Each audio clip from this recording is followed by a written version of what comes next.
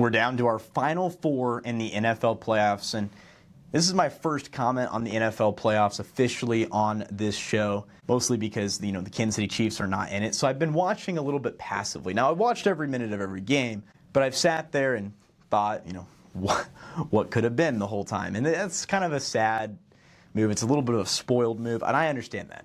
But as I sat back and I watched these divisional round matchups, a divisional round that the Chiefs are usually winning in, so I'm not super invested in the other games.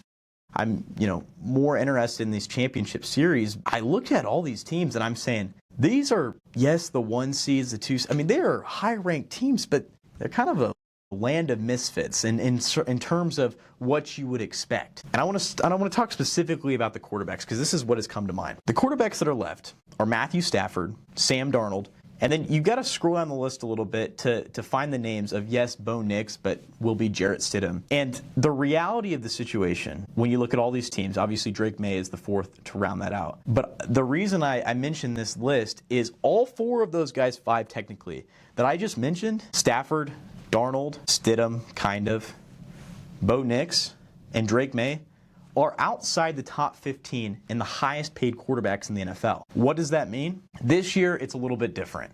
Side note, Jarrett Stidham's actually getting paid more than Bo Nix, but we won't get too far into that because that will change eventually. But I think that we've started to see this with the 49ers over the past few years.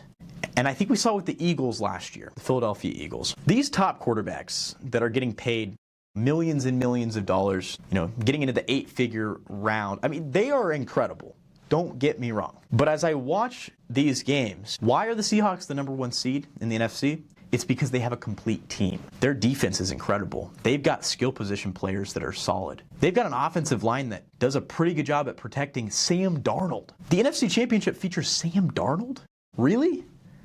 That doesn't make any sense to me 3 years ago. But I look at it and I say, that's probably why, because look at their team. Then you look at some of the other options. I mean, Denver Broncos, Bo Nix is great, but it's a team that has got them here.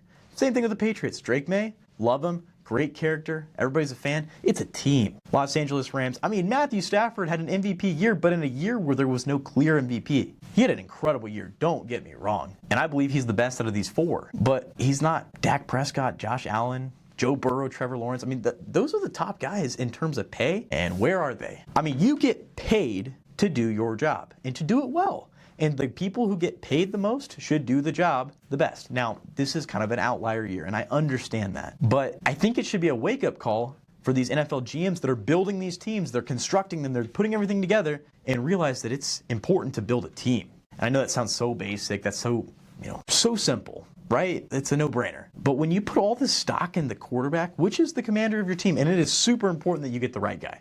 Don't get me wrong there. But you can't kind of look at the quarterback position, glorify that position, and then cut corners in other places. Chiefs' offensive line wasn't good this year, and that's pretty important. So when you look at all these teams that are being built, I mean, I think Detroit's another great example. Lots of options. And then the other really important thing out of these 4 teams, or at least my takeaway from these 4 teams, is that we've got elite head coaches. I mean, elite. Some of my favorite coaches in football. Now, we'll get to the 4th one in a second, but Sean McVay, incredible mind. Obviously has proved that he can do that. His team has had the fewest penalties multiple years in a row out of all the NFL teams. That means his team is disciplined, and that's not just great players. That is incredible coaching. It really embarrasses the rest of the NFL in terms of head coaches, because what you're looking at is limited options. The Rams are disciplined. Your team is not. Where's the divide? Sean Payton,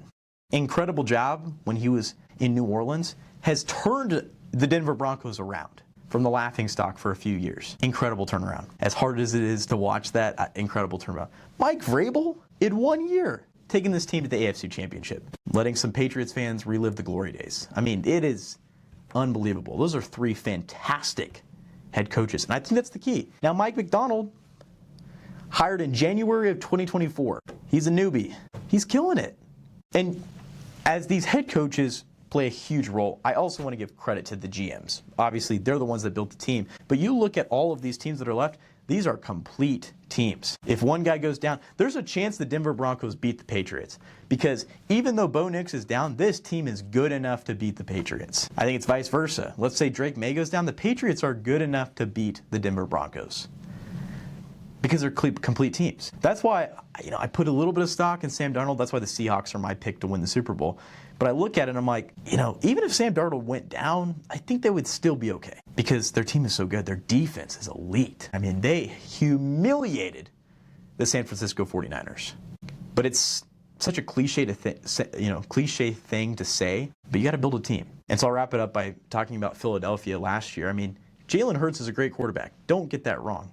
Don't hear what I'm not saying, but that was a team. Saquon Barkley was a star, A.J. Brown was a star, Devontae Smith, and that defense is full of guys. And they humiliated the Chiefs in the Super Bowl. I get that.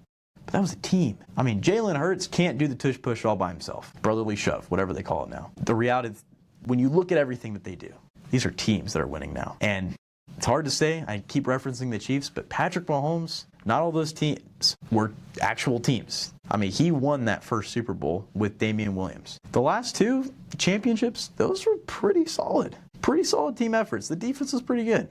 But these are teams, and they just can't get lost on somebody. The Raiders have a ton of talented players. Shinjenti, Brock Bowers. I mean, they got talented players. Max Crosby.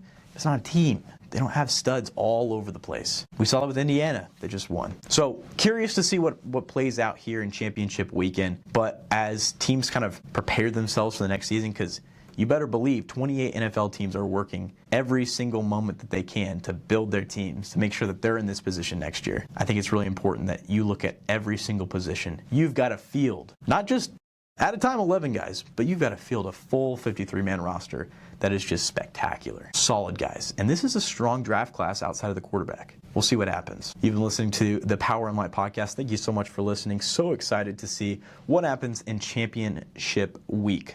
It's kind of hard on the AFC side. We'll see what happens there.